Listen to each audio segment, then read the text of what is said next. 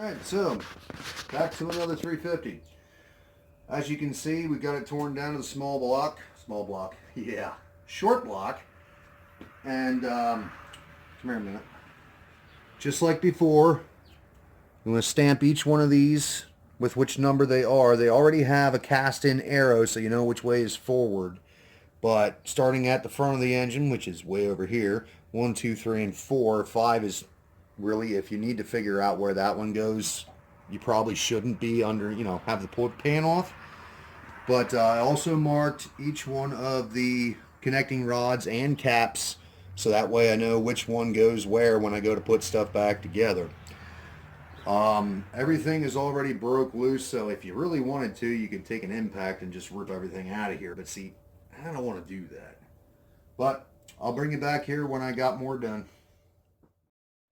Oh man, stupid light. There it is. Okay, so this is a different thing for me. I have never seen a 13 thousandths oversized bearing before, so that's what I come up with the number 1 rod. Anybody else seen that before? Shoot me a comment. Alright, number 1 piston, so far so good. No broken rings. And they move freely, they ain't bound up. Not a whole lot of wear on the skirts. Finger's filthy. And you've got shine coming from that light and out there. Is that any better? Yeah, that's about as good as it's going to get. But not a whole lot of wear there, so that's definitely a plus. A little bit of scoring right there, but nothing terrible. So far so good. If there's anything else oddball, I'll show you. Alright, so here's our number 6 rod bearing. This is what happens when you don't run a good filter. All these particles go down through there and they run through that rod and they just tear these bearings up. They don't do much for the crank either, but at least this is a harder surface. I mean, you can, well, without the glare, you can see the scratches in them, but they're not real deep. A little bit of emery cloth, we can clean them up, no issue. But, yeah. This is why we got to stress the importance of change the oil and put a good filter on, not a cheap one. Alright, little backstory I forgot. The only reason we're tearing this thing apart, first off, we had to pull the intake because this here is the passenger side rear of the intake. This is your heater core hose fitting.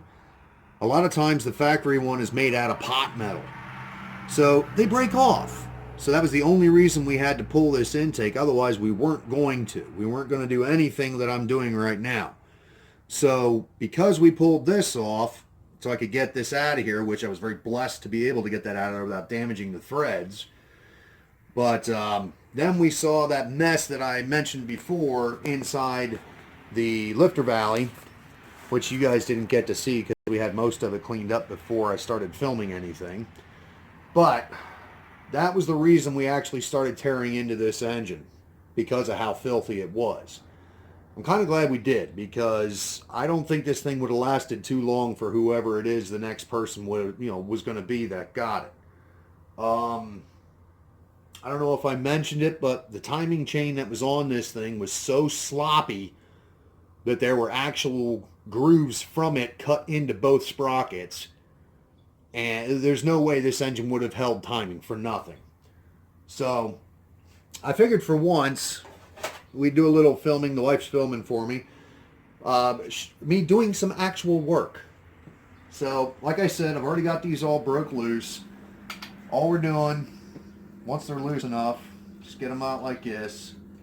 Get them out to where it pulls up so you know it's disengaged from the threads. Gives you a little bit of grief. That's why you're using a breaker bar. Ew, gooey. Incidentally, guys, sorry about the glare. I decided to spoil hubby and try and get brighter lights in the garage for him. Bought him some daylight bright LED bulbs for the light fixtures. And he's got garage doors open, so you got triple daylight going on. And yet the light on the stupid phone still wanted to come on. I turned it off. I know, but that's before. But yeah, I know, exciting video here, right? But I wanted to show you. That one is loose. Of course, that one, the That one went out ballast again. came. Well, it's like it's a timer on it or something. No, it overheats. That's why I said that ballast was bad. It's all right. Okay, I so told you all I'll these buy are you a new loose. one when I get paid. Now, you've probably seen it before. You always want to tap these things loose, but you don't want to just smack on them. So I like to use something that's not metal. Just give it a little bit of pressure from the other side, because it's kind of sort of going to lift it at the same time. And just tap to bring it loose. And it's off. Now, I don't know. We already discovered that the rod bearings were oversized. Actually, doesn't look too bad. It's pretty clean. Almost like somebody did main bearings in this thing, but didn't do rod bearings, which would just be weird. I don't know why you would do one and not the other. GM.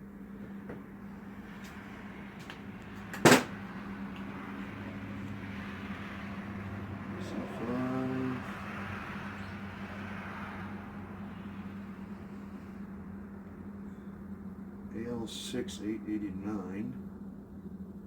Oh, look at that. That's the one it was made. 8 of 89. Well, it is a 90 engine, so I guess that makes sense. So this one doesn't have a size on it. Which means C5. Hopefully that means it's standard. We'll find out, I guess. Of course, I'm not reusing those. Ew. Now see, this is what all that goop I was talking about. See all that nastiness down on these threads? Yummy. essentially the engine has boogies or snot at this point. Nah, I wouldn't call it snot. I'd call it something else, but that's not very nice. That one's got a little bit of scoring in it, like the ones in the rods did. Come on, man. And now it wants to be stubborn about moving. Yep. Same thing. Not really marked. Now, I'm not really concerned about keeping these, especially in a certain place, because I've got to clean them all anyway, and I marked them, so I know where they go. As you can see, I did, whatever, a little bit of cleaning up, so now I can actually walk through here. He did this while I was at work, folks. Sorry. It's my day off. Wish it was mine. Seems like tomorrow will be, though. Maybe. C5. Yeah. Doesn't, no markings say standard or anything else like that. So I'm actually going to probably have to measure the dumb thing, which I really didn't want to do.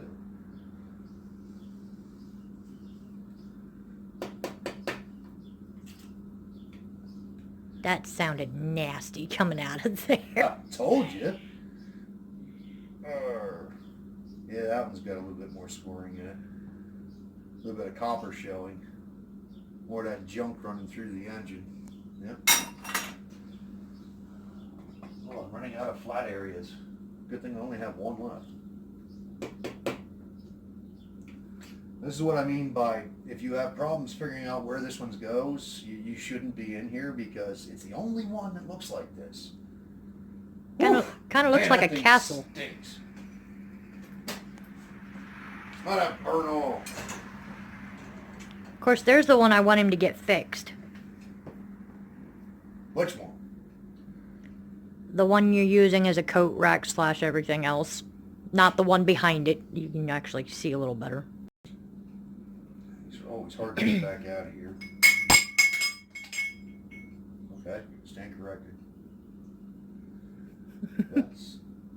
That's nice. That's all plugged up with junk. Oh, in case you were wondering, this bolt here, that's the one for the oil pump, if you didn't know.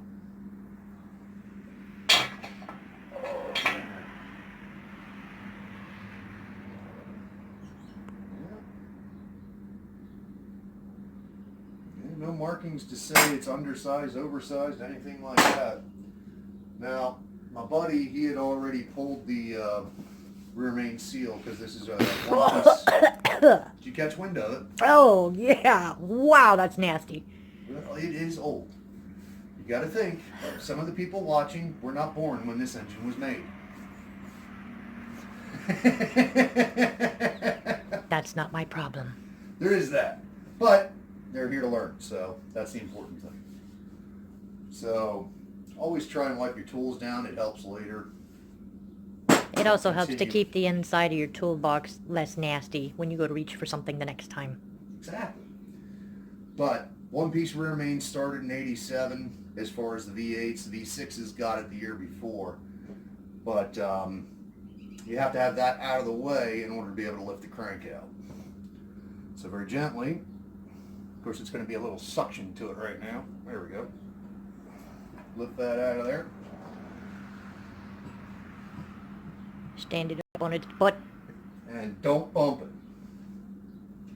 Yeah, whatever you do, don't knock it over. It's got to be bad. Let's see if the top hat's give me any clue. Sorry, that was my phone in my back pocket. And I got nothing. No markings to tell me. Hey, what are you filming? Nothing. I am too. I've got it aimed right there. Yeah, I got nothing that's telling me that these are undersized, oversized, anything like that. I can only assume that means they're standard. So I'm guessing from the factory that crank on the rod journals had issues, and that's why they ground them further down, which might be a problem, because I don't know if I can find 13 thousandths oversized bearings. I will check, but I don't know if I'm going to be able to. What are they doing with the flathead there? Pardon me, You over there burping? as I did. What the heck? It's stuck. If you're going to tap on these things, always use something plastic, something soft. Something. Sometimes you can get it to rotate like that. Yeah, make sure it's whatever it is something that if it breaks, it's not going to score anything. Well, it's not even that. You want to use something metal that's going to score it. Yeah, AL6, but nothing on a size. So, I don't know. But overall, those bearings weren't in too terrible a shape. I only had one that was showing just a tiny little bit of copper, which is good, because these bearings, they call them bearings, they're multi-layered. Your outer layer is like an aluminum, and then as you get further down into it, goes to a copper color, and you know they're about worn, they're about done when you're starting to see copper. Incidentally, folks, if you're wondering, that number right there is a 638 casting number. Which started in the 80s. Unfortunately, these blocks are known for core shift. This one's actually not too bad. It's actually pretty centered, which is kind of rare. Ooh, come here. Hang on, I gotta get around all the obstacles in the garage. Oh, wait a minute. Let me move the crank so we don't trip on it.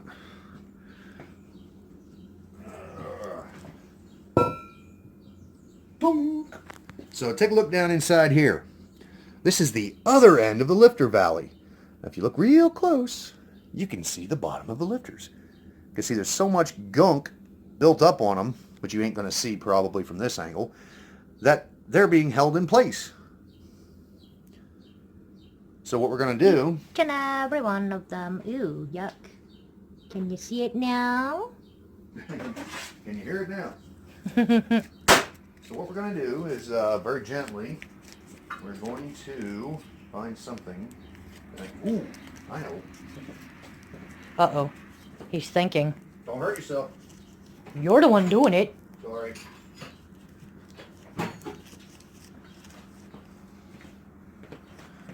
Oh, and by the way, I don't recommend using extensions as punches. Just ignore me right now. So try and keep it centered. You're just tapping because the only thing holding that is a bunch of literally carbon and junk from dirty oil. What you don't want to do is score up that lifter bore if you can help it. Wow, there is a lot of junk built up in the middle of that thing. Holy cow. There's no way I would have got them out from the top.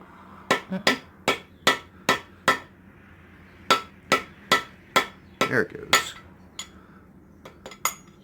It'll eventually fall out. Oh, there it Ding. is. So, Plinko.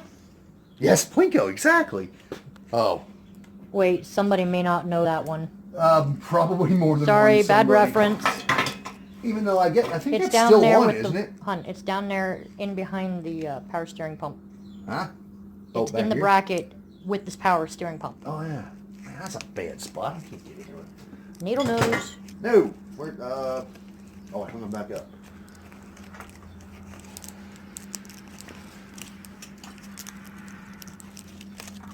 Oh! I had it. He had it. He lost it. He's trying again. There we go. Ta-da! And gross is right. Well, this is some of the junk that was up inside that lifter valley. You can get a closer look at it. But what I was talking about, see all this dark here? This is what was holding it in there. It's basically burnt oil. It's burnt onto there. Plus, can you hear that? That's a wear ridge. So these were done. So it's a good thing we have that roller cam to put in it. So what that little wear ridge is doing is it's scraping all the crap out of the bore as it goes out, which is helping me out. It's just a pain dealing with it now. Yes. So I got 15 more of those to do. I am not going to bore you with watching that, so I'll bring you back here in a little bit. All right, so here's the first cam bearing out. You see I got copper there, not copper there. So this one was just on the verge of being worn out. This is what I was telling you. It's multi-layered. So you got that aluminum layer right there and then copper underneath of it. So again, it's a good thing we decided to go ahead and pull these out and redo them because they needed it. Alright, so this is pretty much as far down as I'm going to take this thing. Today, right? Yeah, well, today, the only other thing I think I'm going to pull is this here block-off plate for the mechanical fuel pump that this thing doesn't use anyway. But other than that, it's I pulled the cam bearing, so you can see that. All 5 of them are out now. But it's time to clean, clean, clean, clean, clean. That's going to take a while. Disassembly done. So, I guess for now, That's it. that's it. Yep. Have a good one.